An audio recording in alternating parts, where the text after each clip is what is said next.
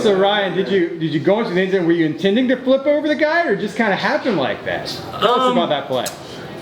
Yeah, there's not a whole lot of thinking to it. I don't know why, but you go up and you land at the end zone. And told the guys points are points. You know what I mean? However you can get them, you can get them. And so yeah, ended up good for us. How important was it for you to rebound from last week's game? Yeah, bad taste in your mouth. After that one.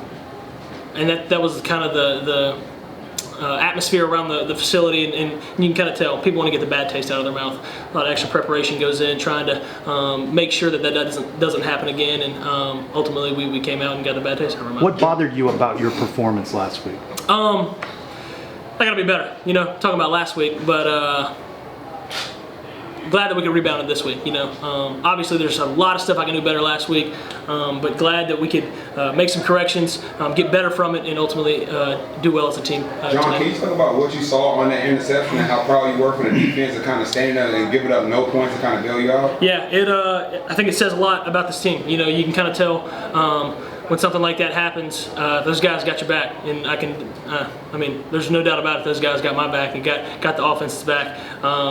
Ultimately, on the interception, got to be better. That was silly of me.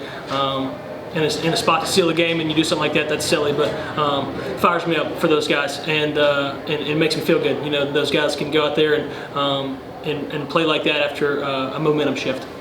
Where did you guys go so you kind of hit your stride offensively? How do you carry it over going into next week? I'd like to be hitting on all cylinders starting off the game. I think at halftime we made some key corrections and ultimately got rolling. But I want to be able to go in the first half, play a full game. I think if we could play a full game, I think we're a really dangerous team. You kept finding Alec Collar tonight. He came up big for you. Yeah, he's a stud.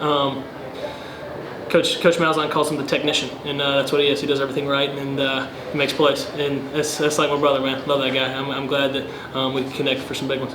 I saw you found Coach Malzahn after the game, kind of fist bumped him and stuff. Big smile. Yeah. How important was it to have a game like this? And I don't know if you want to share what you said to him afterward.